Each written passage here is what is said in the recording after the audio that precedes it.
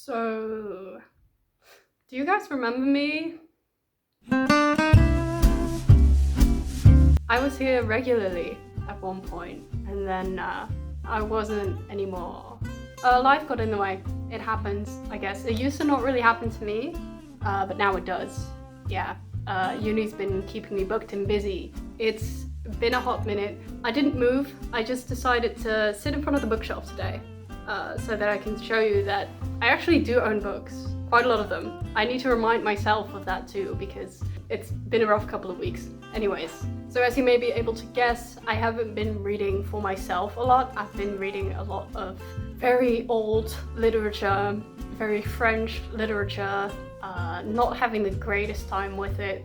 But the books that I have read for myself have been amazing, and I thought I'd take a moment to talk about them. There have been 3 books in the past month and a half that I gave 5 stars, and looking through my ratings on Goodreads, that doesn't actually happen quite so often. I figured I should highlight them, show them to you, talk about them, gush about them, because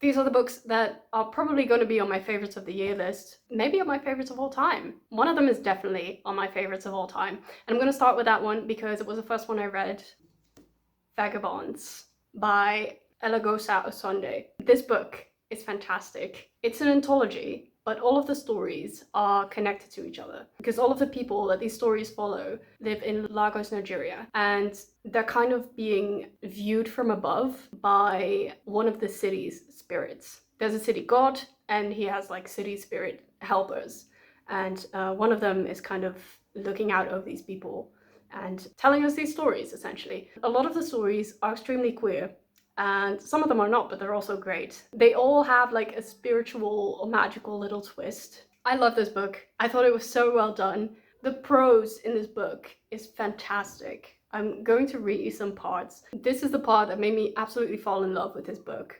So in this story, 2 American tourists have come to a gay bar, which is of course an underground gay bar, and they're like voicing to each other that they're surprised at how many dykes there are. And one of the people who the story is about overhears them. Being in a country where dykes were ghosts and shapeshifters for a living, for a life, meant that shit here didn't work like it did abroad. But that didn't mean it didn't work at all, because people still found ways to love each other, even in nervous conditions.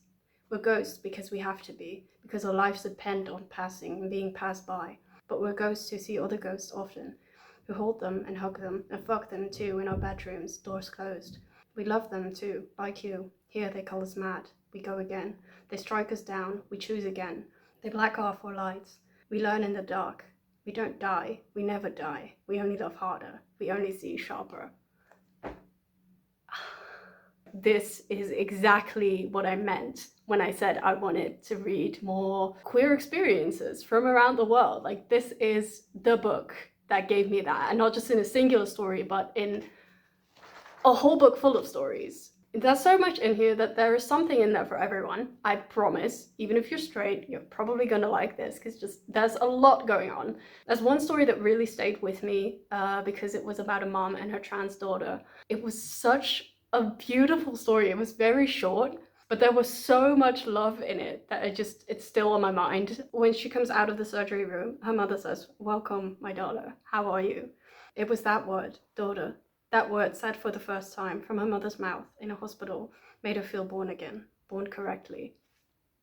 This one made me cry, like I was sobbing. It's so good. Obviously they don't live in a very queer-friendly country. And her mom says, "Baby, look at me. If they don't call you by your name, don't answer. You're not what they're saying you are. You are gold." Gold is her name, but still, that is such a sweet thing to say. Like, that one made me cry. If you, like me, are always looking for queer stories from around the globe, happy, not happy, whatever, you know, just anything that feels real, read this book. I swear to God, it is so good. You have to read this. You won't regret it because it's so good and it's so big. It's only 300 pages. It looks a lot bigger because I have a giant edition. Big recommend. Another book that I read very recently and gave 5 stars is the book for the film that Jodie Comer has been filming for the past month. She's wrapped by now, but still. It's called The End We Start From, and it's written by Megan Hunter. And I had no idea what this book was. Well, I knew what this book was about. And I think that was just the thing. Like, I knew that it was about a woman and a baby and an apocalypse of some sort, a natural disaster occurring in London. But when I looked at this, like when I just saw the cover on the internet, I was like, this will probably be like a 300-page novel, just very basic prose. Like, I wasn't really expecting 127 pages that look like this. It's literally just very short sentences, very short, you could call them vignettes, but they're not really. I mean, it is telling a story, but it's so incredibly fast-paced. There's no details in there. There's no explanation of why this apocalypse happened, like what is even going on, really. It's quite unclear. But once you flow along with that current, because there's a flood, it is so fucking good. It is so beautifully written. It's so well done. The love that this mom has for her baby is so sweet. I just, yeah, parts of this really took my breath away. It was so pretty. And there's also all these little bits and pieces in there of mythical and biblical texts, which is really cool because they're all like about the end of time, but also about the start of time. It feels kind of like an epic, the way that it's written. It doesn't rhyme, but it does feel that way because of how fast-paced it is, and it's really cool. In the mornings, the sun comes in like any other day. O tells me to remember. The sun has no idea what happened. She finds this reassuring. I don't. There are so many different kinds of quiet, and only one word for them. The quiet in the house has matured from quiet as a lack of noise to something else, textured, a grainy quiet, a thickness to stumble through. This really reminded me of the way that Maggie Nelson writes. I was really surprised by this one. Maybe that contributed to the 5-star rating, but also I really can't wait for this movie to come out and see what Jodie does with it. Because, you know, from all the stills we've seen from that movie so far from set, it looks very different from what that book felt like. Excited to see how that plays out. The third book that I gave 5 stars, I gave it 5 stars yesterday. I finished it yesterday. I was on the train and then I was walking to uni, still reading it, and I was crying. I had stopped walking just to cry, and then I was late for my lecture. So that's how good that book is. I don't have it with me here though, sadly. I read the ebook and I regret that now because I wish I owned it because I underlined so many things. It's Oh Wives Under the Sea. Let's put it here. This book. Y'all, I've been looking forward to this book so much. I think if you've been watching my channel, you probably know that because I was looking for it all over Copenhagen and then I didn't buy it when I found it. And I should have done that because, fuck. It is very rare that I anticipate a book so wholeheartedly, look forward to something so much, and then it actually lives up to my expectations. That's rare. That hardly happens. This book has been hyped quite a lot, and usually when things are hyped, it can only really go downhill from there for me, but this one is an exception. This one was so fucking good.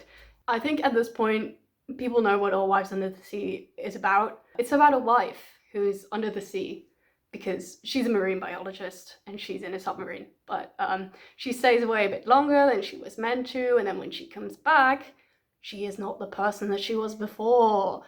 That sounds creepy, but it's actually extremely fucking sad. Holy shit, that book broke my fucking heart into pieces. It was so good. The way that their relationship was written felt so natural and so beautiful. And I just... the little relatable lesbian moments, chef's kiss, just fantastic.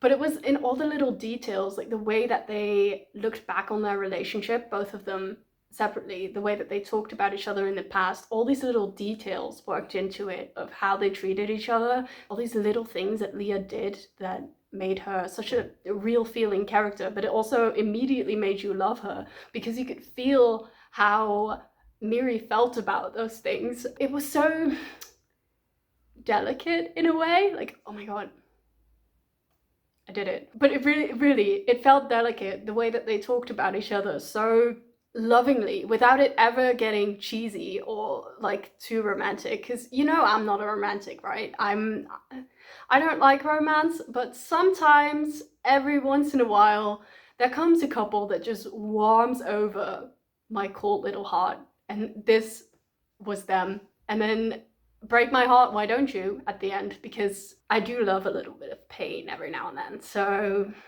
this book was right up my alley. And also it was fucking weird because yes, it is creepy. It made me claustrophobic, and I'm not gonna make the spoilery joke. I can't make the spoilery joke because it will make me cry. This book. One day I am going to buy it and I'm going to underline everything that I highlighted in my e-version because fuck.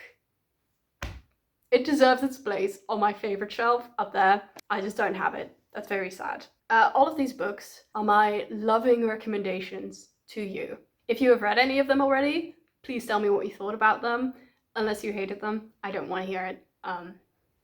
No, just don't tell me. So I'm super busy. It's actually about to be midterms week. It's also Midnight's release week. I'm double stressed about everything. I do have some videos planned. I have a film-themed video planned.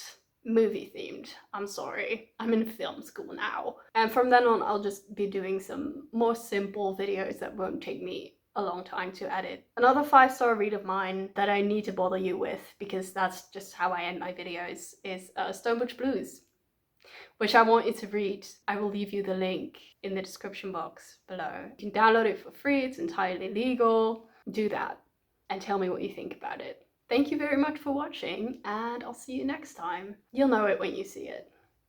Bye!